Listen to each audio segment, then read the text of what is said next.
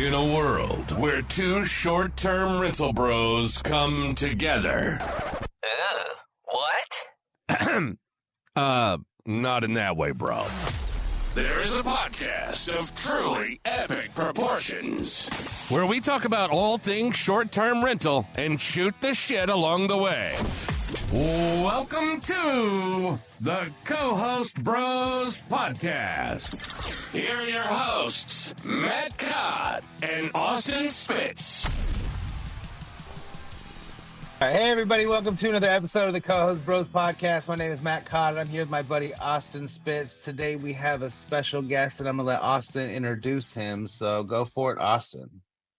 Yeah, so we've got Michael Chang here. Super excited to have Michael on the show. I met him at a conference, I think like in Austin, like a year ago. And we were talking about all this cool stuff at the bar and just super honored to have him here, man. Michael, how you doing? Awesome. Thanks for having me. I followed your work and I'm super happy that we can have this conversation today. Yeah, for sure. So, like Matt says, like if you don't know who you are at this point, maybe perhaps you live on under a short-term rental rock. But we know what you do. But for our listeners, tell them a little bit about what you do and how you kind of got into the short-term rental space. I appreciate that. That's very kind of you. I appreciate that. So look, I'm a short-term rental investor. I have, we have 35 we, as in my wife and I, we have 35 properties that we own and manage, and they're located in Philadelphia, PA, and in the Smoky Mountains in Tennessee. And for us, the problem we were trying to solve was I was working a lot in my job. And, we wanted to have a family life that didn't revolve around me working and traveling all the time. So we were looking for something a business that we could build. And, this is back in 2016. And, we were lucky enough to find short-term rentals. And, we started off with one property. And today, 8 years later, we're able to, raise our family and invest for our retirement through, short-term rental investing. So we're very humbled and honored to have the opportunity. What was your job like? Did you kind of have like a high income W-2 job? Was it tough to leave? Like, talk about that. Yeah, I had a good job. I was on Wall Street. I was M&A investment banker for almost 10 years at two of the largest banks in the world, at Citi and at Bank of America Merrill Lynch. I was making really good money. I was progressing my career. I was doing really interesting work, advising companies on big billion-dollar deals. And, they all kind of looked really good on the outside. But I always had this entrepreneurial, urge to build something for myself, my own business. And, it took... I really left in 2018, so it took a few years for me to exit my job. But luckily, I had, had my wife, who was my, is my business partner as well, and she was able to, after a few months after our first unit, she left her job to do this full time because we saw the potential what it could be with more time and effort focused on it. Sure. So much of your business is owned properties, and then how about like management, arbitrage, stuff like that? Is that something you kind of do as well? Yeah, sorry, I should have clarified earlier. So we operate 35 properties. We own 7 of them. Because we just bought a new one. We own 7 of them.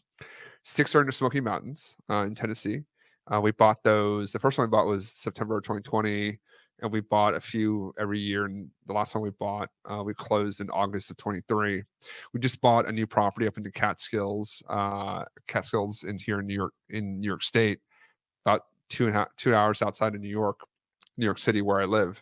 And then the rest of the portfolio is about 30 apartments in Philadelphia that we arbitrage. So for folks that don't know what that means, we rent the apartments from the landlord, and then with their permission, we furnish it, and then we put it on Airbnb, VRBO, Booking.com, Expedia, etc. and we earn the difference between the revenue we can generate and the rent that we pay plus the expenses. So that, that's our business. So it's, 35 properties, so 28 arbitrage, 7 that we own. And the reason we do that is, can talk more about that, but there's some pretty unique benefits by combining arbitrage and ownership. And that's really allowed us to support our family, both of us working on this full time and continue to buy more properties and expand our portfolio.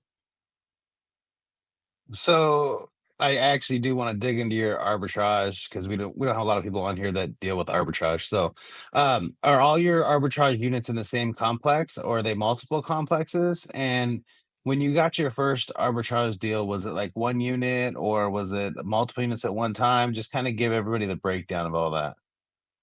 Yeah, when we first started, we got 3 units just in September of 2019, or that's when we launched the first kind of batch of units.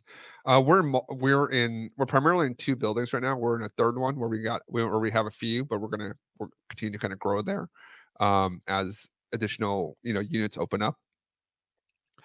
I think what's been arbitrage is can be kind of confusing to people. I think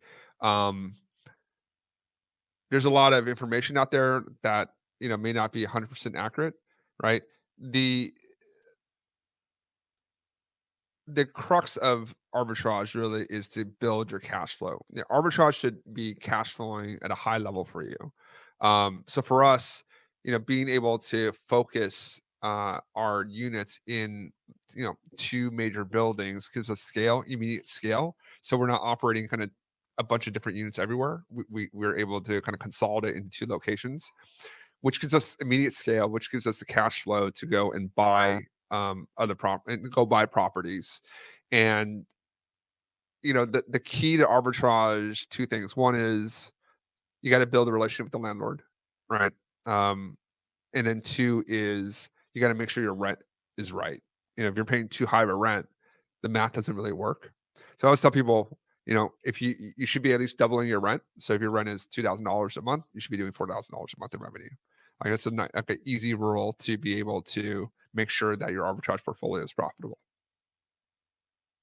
Nice. So I guess I think it's awesome to have you on because we have not had somebody on here to talk arbitrage, and I think that's super cool, and it's such an important niche of like the short-term rental space.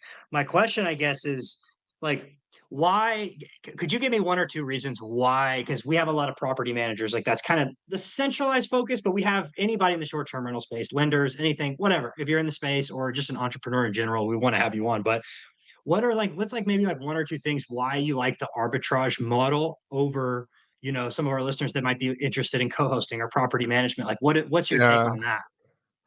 Yeah. My take on that is I left my job because I didn't want a boss. And, in my view, when you're co-hosting, your client is your boss.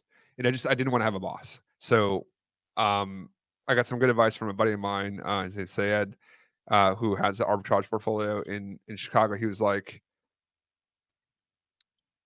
your clients become your bosses. So if you do arbitrage, you have your landlord, and if you pay them rent, they leave you alone, and you can just operate your business. So we started with arbitrage in 2016 here in New York. That's how we started the business. We actually took on a few co-hosting clients. A year or 2 afterwards. They were like very nice apartments here in New York City. They're like $2+ million apartments that would do 10, 15 grand a month. So they were like really good, and they were personal friends too. So it was less of that boss kind of mentality. They're like, hey, we have this property here. It's not doing anything. I see what you're doing on Airbnb. I'm sure you can make money from it. Here it is. Just send me a check at the end of each. Send me a check at the end of each month. I don't need to know. So those are the perfect clients. Beautiful property, a lot of revenue, and they, didn't bother you. So that was a good experience. And then COVID hit, and the business kind of went away, which is fine. We were able to kind of grow the arbitrage business, and that for me was, instructive. Like it was good cash flow managing for someone else, but I still, even though they were like really easy to work with because they were friends of ours, we didn't really have control of the apartment. We couldn't really like redecorate it. We didn't want to do things. We couldn't do the things that we knew that it could really even maximize the revenue even more. And, that for me is a big thing. Like I want to have the control over the property. I want to be able to kind of do what I need to do to make it cash flow. I understand it's more risk. I got to put more money into it. I got to be responsible for the rent. But if I kind of did my work, if I did my homework properly, I should be okay. With co-hosting, it's a great way to get started. I think it's a wonderful way to get started, especially if you don't have a lot of capital up front and you want to learn the business. I just think it's difficult to scale because you're dealing with individual owners. You don't have full control of the property, and you have just separate bosses for every single property that you have to manage.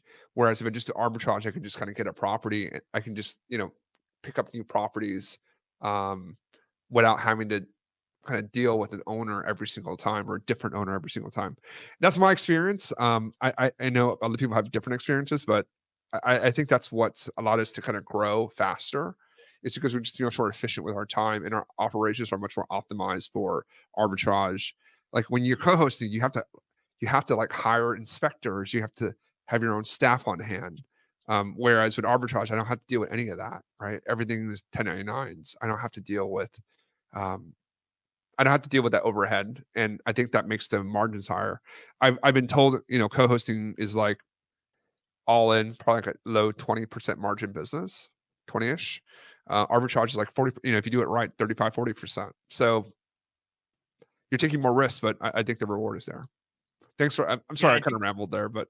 No, you're fine. No, the long-winded answers are always the best ones. That's what we like that, and I think it was a great response. And I can relate to it specifically because a lot of times with you're catering to somebody that's essentially a landlord, which is aka essentially an investor themselves, right? So like to your point, those are my favorite clients that we have signed that are also investors, but they're, they have a vacation home. So we're property managing it, but they're also the same kind of like, hey, like take care of the property, I make me money and I don't need to go. But a lot of the homeowners that, this is their second vacation home. So they're coming 2 or 3 times a year. They own all the things in the house. So when things are not going that way, there's to your point, exactly, like there's a lot more things that I guess can go wrong where you're having to deal with all these little things versus, hey, the landlord's like, hey, they're paying my rent every month on time, and whatever they're doing, I'm at maximum occupancy, right? So like they're from an investor perspective, like I really like that. I never really thought about it that way.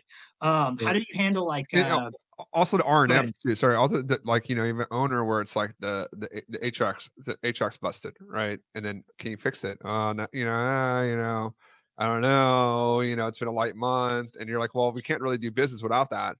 Whereas you're in a building, you're just like, hey, broken, please Or fix. maintenance guy. Right. Yeah, exactly. So that was my next question. Sorry to interrupt. So like the maintenance piece of everything that you're doing, it's essentially set up to where that they understand that you're running short-term rentals out of the unit, and the maintenance does fall onto the property owner and their maintenance team to fix that. Absolutely, 100%. It's not even on you. That's why it's dude, good. so Yeah. awesome. Yeah, and they have their staff there that's on hand. They're in the building. They're there, right? And then obviously there's some management of that we have to do, make sure they don't interrupt the guests. But yeah, I mean all the people are there that toilet, light, HVAC, whatever it is, they go in and just fix it. It's all in the lease, so there's no confusion. And that's where the scale matters, right? You have one handyman that kind of services the entire building. You talk to them, you build a relationship. When it's holiday time, you thank them for prioritizing your units, right? There's ways to show appreciation. And it just really helps your operations. And you don't have to, that's the thing with a more scatter site approach is, and what I mean by, you have 10 properties and it can be one city, but it can be like 20 minutes away from each other. You got to find a different vendor for every little thing. They have to go out there. They have to, there's a lot of logistics here, and it's such a logistical business. There's so many new moving parts in this business to be able to do it at a high level.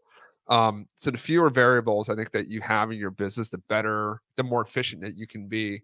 And for me, having all the arbitrage units in one place really helps with that.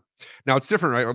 We have the 6 properties that we own in the Smokies. They're not 3 of them are in the same HOA, the other ones are further away, but we own those things, right? So it's a little different. We still we control it, but there's a different level of like care and attention those get because we own those things. So we don't want to. We treat those a little differently than we treat the arbitrage units. Arbitrage units, you push as hard as you can because ultimately, the R&M's on the landlord side, and they're apartments, so they it's just like fewer things can go wrong. Some sheetrock, something goes wrong, whatever, no big deal. Yeah, and I thought I have like a vendor list for my market, and it's 20 vendors long. So like I have a solution to every problem, but like every problem is like, okay, that's essentially our team's responsibility to dispatch that and make that happen. And it's like I continuously meet. Like the other day, I met like a window cleaner, and I had a house that like has great views, and I was like, well, that's something essentially like a random vendor that I need because I need to get regularly window scheduled. And then I got pest control and stuff like that. So I don't know. It's just super interesting when you open my mind to like all that's kind of building the relationship with the handyman to kind of facilitate that process. But at the same time, it's like kind of on the landlord and they're in agreement that like, hey, you're paying your rent. If a problem happens, we're going to help you. Yeah, and that's in the lease, right? That's all in the lease. Like they're responsible. For us, it's like unless it's like vandalism, where it's like someone took a sledgehammer to the fridge, right? That's on us, right? But if it's just general maintenance, like toilets and backed up sinks, refrigerator goes out, whatever it is, that's on them. They have to fix that. HVAC goes out, they have to fix that. And I think that's where I think that's that's one of the scaling problems that you get with property management, and that's why the margins are lower. Because in order to do your job, I think in order to do kind of co-hosting, property management correctly, you need to have like your own field staff out there that is on your payroll, right? That like is looking at it from your lens. Because if you're just managing vendors, I mean, they don't have your best interest in mind. They get out there when they get out there, if it costs more, it costs more. And then if you don't control that cost, if you're not billing it back properly to your landlord or to your owner, it hits your margins. And that's something I've seen like a lot of people that co-hosts like deal with is, charging back their owners properly for all the work that gets done.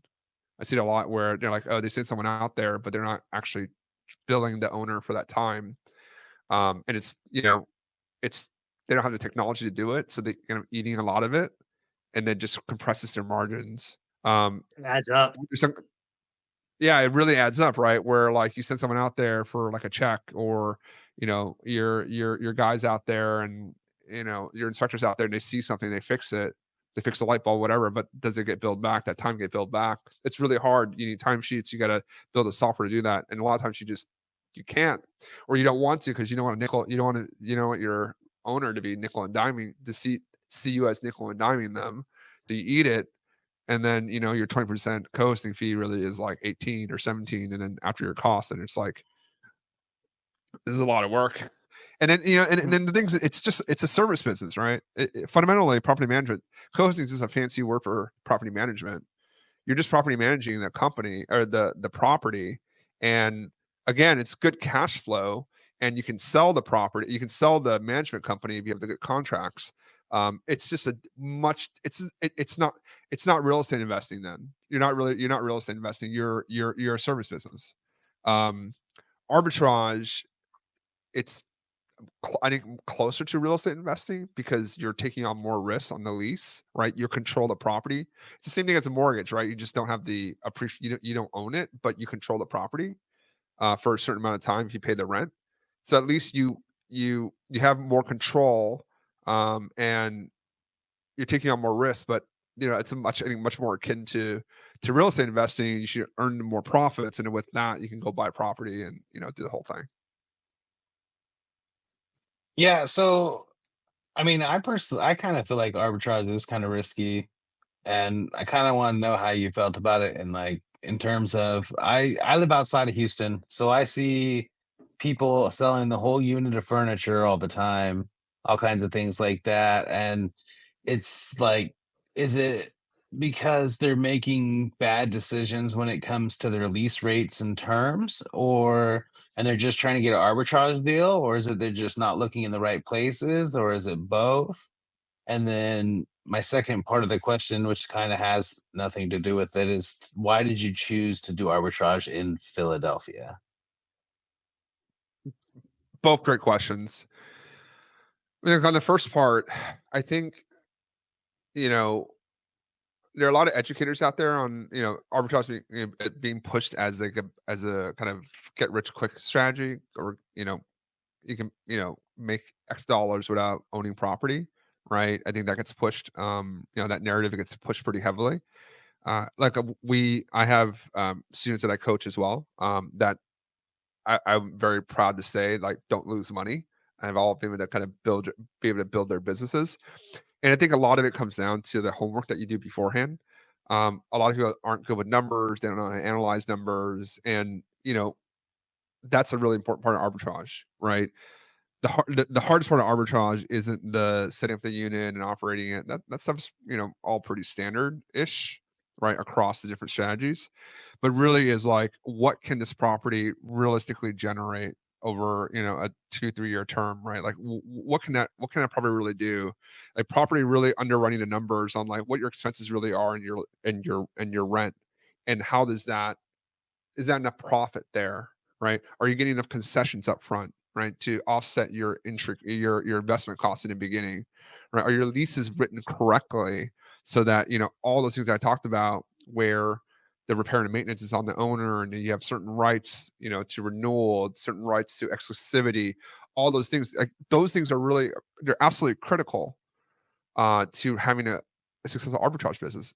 It's similar to co-hosting, right? Your co-hosting contract is super important, right? What are you responsible for versus what the owner is responsible for? How do you get paid, right? Do you pay them, or do they pay you, right? I've seen a lot of people get in trouble on that, on co-hosting, where the owner pays them, takes the gross, and gives you the 20%. And some owners are late or don't pay. And then you're like, well, WTF, like, what happened here? So there are a lot of these nuances within the business that I think, you have to be good at in order to scale and operate, whether it's a co-hosting business or arbitrage business, for not just a year, for us 8 years now, and do it successfully. But that really is, those three things are really important. Like, do you underwrite it properly, right? Are you doing the lease correct? Is the lease done properly, right? And are you operating it correctly, right? Those three things are really important to an arbitrage business. Your second question about Philadelphia, we like Philadelphia. It's kind of, we understand this. We like urban areas, and it's close to us in New York. It's like 2 hours away, so close enough. And it's a regulated market. There's zoning and permitting requirements there. So we're in buildings that are in the right zoning. We have the right permits. So there's an artificial constraint on supply there that helps control inventory. But versus Houston, which is bad, because Houston, anyone can put up an Airbnb. There's no restrictions. So any opportunity just gets competed away. We're in Philadelphia. There's some natural barriers, or there's some artificial barriers to entry through the regulations that we like. Nice. Okay, I've got a question. Like, whether you consider yourself a salesperson or not, you are, because you're doing something right, and you've done this over the few years, the years that you've been in business. I guess my question is like, what's been the most impactful way to get to landlords, or like, what has been your best tactic to get arbitrage clients? Like, how have you scaled so fast or over time? Yeah. Well, I don't think I've scaled that fast, actually. We've been Yeah. very thoughtful about how we grow the business. Like, I've turned down I just turned down a deal actually in Dallas, like, brand new building, 30 minutes out, offered some really great terms, but I just couldn't make the numbers work. So, I could have doubled my portfolio overnight if I wanted to. They had 200 units there, could have had 30 easily. But it's not about unit count, it's about profitability. It's all I care about. Sure. I think when landlords, I think, a couple things. When kind of put the hat on of someone that's just started, doesn't have a, arbitrage business. Right now it's easy because I just kind of, hey, this is what I've done. I have a solution I can offer you. And then, whether they like it or not, it's more cut and dry. But if I'm selling someone, I think the most important thing is demonstrating competency, right? That you know what the heck you're talking about. And it's easy to show that when you have properties, like, hey, I know what I'm doing. And look, I've had these 28 properties for 7 years, and and my landlords are happy with me. Go talk to them, go look at the pictures, and you demonstrate competency. If you don't have that, then your knowledge, right, in the market, right? Hey, I think this is a great property because of A, B, C, and D, right? I think it can do this, and the rent I can pay you is that. And people they don't have the knowledge, so they can't demonstrate competency. So they try to kind of sell it in a way where they do a lot of hand waving, right? But if someone came to me when I had if I had a building, someone came to me and said, "Hey, Michael, I see you have 7 units here that are that aren't rented, and 5 of them are 1 bedrooms. I can take these 5 bedrooms because I think I can make $40,000 a year on them, right? With my model. And if I can pay you a $1,200 rent, which is what you're asking for, then I can make, that I would be profitable here. And I understand that these are the regulations that are involved. This is a team that I put together, and this is how I can start, right? Like that's a very different conversation than someone coming to me like, hey, wow, I see you have some apartments there. Like, I'd love to rent them and do my Airbnb business. Okay, well, Yeah. how are you going to do it? Well, yeah, I've been watching all these YouTube videos, and like, I know how to do, just making up something. You got to remember, like, property owners are smart people. Like, you don't own a building or you don't manage a building and be a dummy, right? Like, they can see their BS pretty quickly. And that's why a lot of people aren't successful, because they don't know how to they can't demonstrate competency, especially in that first encounter. And then, you just get written off and people don't return your phone calls. Yeah, that's crazy. So we like to talk about the bad too. So was there a time in your journey of going through all this where you had gotten into a bad deal or made a bad decision that, taught you a lot? So luckily we haven't had we haven't had any deal lose money yet, right? And so knock on wood, and hope that record continues. I would say, COVID was a real shock to the system. We had a portfolio. We had like 10 plus units here in New York City and around that. By March 2020, they weren't profitable anymore. Like they wouldn't. They weren't going to be profitable. They were profitable until then, and they weren't going to be profitable for the time for years to come. And we had leases there, so we were, that was a really tough time for us, right? We had to figure out what to do with this, with our lease obligations, and what to do with this inventory. We knew that people weren't going to travel to New York City to come and vacation anymore, so we had to make some really tough decisions, right? Like we had to go on Zillow and find midterm rentals or re-rent them for long term, turn over the leases to the landlords, buy out leases, whatever it was. Like we had to make some really tough decisions on how to get out of those bad circumstances. And I would say, those, I don't think they were bad deals. I think no one kind of saw COVID coming, but what prevented them from being bad deals is we were very transparent with the landlords. Like, hey, look, what we're doing. There's no one coming right now. Our lease is over in 4 months. Can I just get someone to rent it now? And then, and over like a 12-month period, would that be okay with you? Like, okay, yeah. They were like, and a similar rent. Okay, yeah, if you can do that, then I'll let you out at least. Like, okay, that's good, right? If we can get some medical people to come in and take, stay for a cheaper rate, but they could take those 4 months, that'd be fine. There's some properties we had to just exit out of, and then we just paid the 2 months rent. There's somewhere we're like, hey, can we make a deal here? We'll get out if you can rent it beforehand. Can you not charge us the rent? And people during COVID, I think people just not even COVID. I think people just kind of understand if you come with them transparently and like humbly, like, hey, like this is a situation. I'm not BSing you. I'm just trying to make it work. So, like, hey guys and gals, I just want to let you know that we're going to be doing a live January 29th at 4 p.m. Central with how to find your next deal using STRIQ. If you don't know what STRIQ is, it's like the Zillow of finding properties based on cash and on cash return. We have an episode coming out, or it may have already came out, with Matt Sanderson, the co-founder.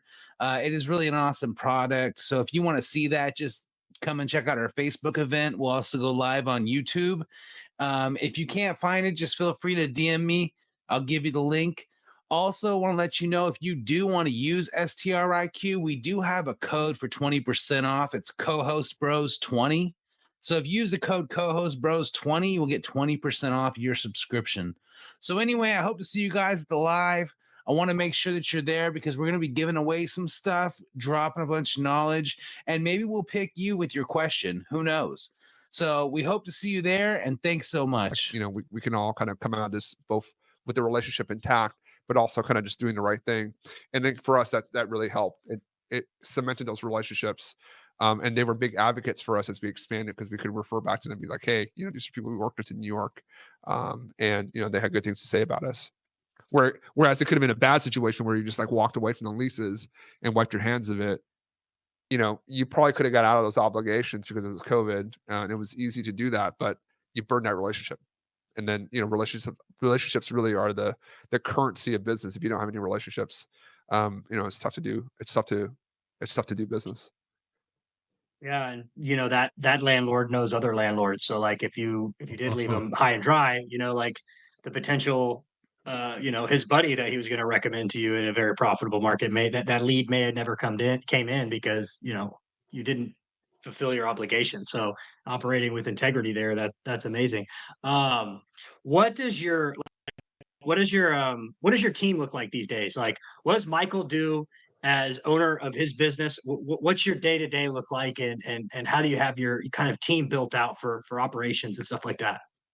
Yeah, we have 8 VAs, so we have 8 people that work full time on the business, and that doesn't include the cleaners and everyone. So we have, you know, my manager and then our staff and our bookkeeper. We purposely I wouldn't say overstaffed, but we're fully staffed.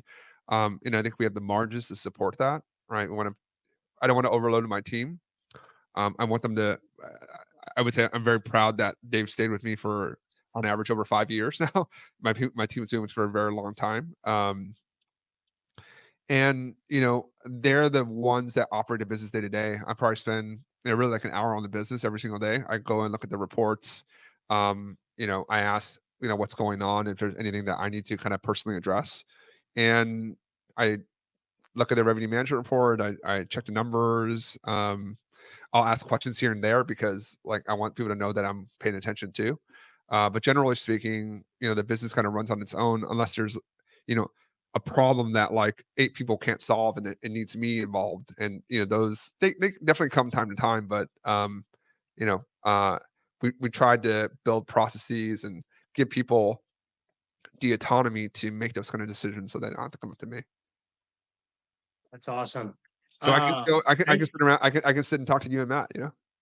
Yeah. There you go. So you can jump on the Co-host Bros podcast. I love it, man. Exactly. One more question I like because we you know, I know we have some beginner listeners. When did you know? Like, what were your metrics? When did you know the time was right to leave your W-2 job to go all in on this? And like, what were the metrics that you? Because I recently did this and I had essentially my metrics for doing it. But I'm curious, is like, what boxes did you have to check to be like, hey, no more W-2. I'm the arbitrage guy now. Well, I'm curious. So, Austin, what were your metrics? How did you decide to pull the ripcord? Well, I say that I had metrics, but the company kind of got rid of me first. But no, here's the thing. So they eliminated my position. I'll be quick. They offered me my job back, but it was already at the point within the next 2 to 3 months where I was leaving anyway. So it was perfect because they gave me a severance package. Then they offered me the job back, and I already had flipped the switch, and I was like, nah, dude, I'm out. So that happened, and after they gave me the job back, I said no. But the metrics to be exact with you is I think my wife has her W-2, so I had to check the box of health insurance, and then I had to check the box of paying all my bills, and at least my portion of the bills, right? Like how we do our finances and whatnot. So I think it was pay all the bills and have health insurance. I think those were the 2 main things, and then just basically not be going backwards. And once I checked that, I mean, I feel like those are pretty low metrics to abide by, but that was my box there, and I was like, hey, if I get those, like, I'm good. So that was mine. I mean, look, at least you had boxes. A lot of people do just kind of do it on a whim. How about you, Matt? What about you? Are you I'm still working my W-2, and my metrics are way higher than I mean, hopefully I'll get ejected like Austin, because I don't know if I might just continue to work my W-2 until God knows Golden how handcuffs, long. man. Yeah. Fair, I might fair just do enough. both. It's just I don't know yet. I haven't decided on my metrics. Fair enough. Um, yeah, look, I mean, the health insurance is a big part. I mean, I have 2 kids, so that's expensive. My wife left first, and it was me. I had the bigger income. Um, for me, it was, there was a line of sight where I could see this business really growing with me. I think that was more the metric than a financial metric. Obviously, like by that time, we had grown the business where like it was covering our living expenses, which weren't big at the time. It was just me and her. We had, we live in New York City, so rent is expensive, but a lot of it was like discretionary. Like, did we go out for the $300 dinner, or did we just like eat at home and work on the business? Like those are kind of the trade offs. I was lucky to have I had a good job for a long period of time. So, and I didn't. I've always been um, came from an immigrant. I'm an immigrant to the country, so I always had that kind of immigrant mentality. Like we saved a lot, so had a big cushion. So that really wasn't like the money part wasn't really like the big thing. It was more of like, could this really be a business that we can, if I quit and have spent full time on this, does it get me to where I want to be faster than in my W-2 job? Like that was the metric. 'Cause I knew I could, like, if it didn't work out, I can always go back and find a similar job. Like, I'm still, I hope, employable. Well, now maybe less so, but when I left, I was like probably more employable now than now. Not that I want to go back, but I looked at it as a kind of 2-door decision. Okay, I get out, it doesn't work out, I can always kind of figure it out, come back in and do something similar. But what I cared about was, we have 10 units now. Can we get to 50, or can we get to 20 or 30? Can we start buying more properties? Can we build other businesses around it? When we want to have kids, like it's better from, like, I want to be at home and see the kids and be a good dad, right? Like I didn't want to be out there because I was traveling like 4 or 5 days a week, and I was like working 90-hour days, like, or 90-hour weeks. It was crazy. So that was kind of like, that was the metric for me. It's a little softer than yours, I guess. But for me, it was like, can I get to the goal faster? Do I have a clear line of sight to getting to my personal goals faster? Launching, working full time in the business versus working full time in my job. And also, just like from a time perspective, I was 37 when I left, 38 when I left, and it just like, I wanted to have kids, and I just knew that like the kind of clock was ticking, and it was that much harder at 40. I'm 44 now, turning 45 soon. Like at 45, do I'm going to really have the energy to like do a real startup and do this? Or like, do I just, well, before I had kids, like just like really kind of lean into it? So that's kind of it. And, I was lucky enough to have COVID kind of happen because they gave us some pretty good tailwinds. And, today, is November 6th after the elections. I think, with the new administration coming in, real estate, again, it's going to be a really good place to invest both your time and money. So if you're listening right now, I think there's going to be some pretty good opportunities in the next 4 years. So you're doing the right thing by listening to this podcast and learning. So that's great. I think this will actually probably come out right in the beginning of January, so it'll be a good time. The inauguration. Yeah. So do we have any time to ask you one more question real quick? I Yeah. know you gotta get going. So I'll ask you the last question I want to ask, and then we'll wrap it up and you can get going. And I really appreciate you being here, but we'll get into that after the question. But my question is that how big are you gonna take this thing? What's your goal? What is your plan? What is your plan to get there? You have an X revenue amount. You just want to have somebody else take care of the business and live free. Like, what is your goal? Our goal is to buy a property a year, a good property per year. So that's, I think the arbitrage business right now it's pretty steady. We're not really trying to grow it that much. We'll add here and there. What we're really focused on is growing the real estate portfolio, like the properties that we own, and to the extent that we can. So the arbitrage is like the cash flow, right? It pays all the bills, right, and then and provides the investment capital. Well, more it pays all the bills, and as our bills kind of go up with the kids, like we add more units because we need to. Kids are expensive. Yeah. We have properties that we own; those generate income, and we use that to reinvest into buying more properties. And then with our media business, where we coach students on how to better invest in real estate through short-term rentals, through arbitrage or buying. It's a separate business for us, and we take that cash flow and also use that to buy property. So that's where that's kind of our metric. So I don't have any. For me, it's I think for me it's I enjoy business. I like building businesses. I like it. So it's not it's not about like a number where I'm gonna kind of like go into a sunset. I want to buy more properties to build my portfolio, reach more people, build my personal brand. Like those are the things that like I really focus on. And maybe when I don't enjoy doing it, then I'll hang my head up and walk off to the sunset. That's awesome. So me and my wife have a similar metric. I want to be a property collector as well. So I want to use the cash flow to collect the properties. And that's probably why I'm like, I don't know when I will leave my W-2 because that helps me as of right now. So yeah, that's fantastic. We really appreciate you coming on here. Let everybody know where to find you, follow you. And if you have anything for me to put in the show notes, just let me know. And then I'll just let Austin take us out. And, it's a fantastic episode. Fantastic meeting you. And yeah, awesome. Appreciate it. Yeah. I mean, if you want to reach out to me, any questions about real estate investing, short-term rental investing, arbitrage, buying, you can find me on Instagram under Michael Chang B&B, MICHAEL CHANG B&B. Give me a follow, sign up for the newsletter. We send out, tips every week on how to be a better short-term rental investor. And look forward to, if anyone has any questions, please feel free to reach out. Well, Awesome. Thank you so much. Sounds good. We'll go ahead and get out of here. Peace. All right. Thanks, Austin. Thanks, Matt. Nice to meet you guys. Or nice to meet you, Matt. Nice to meet you too. Bye now.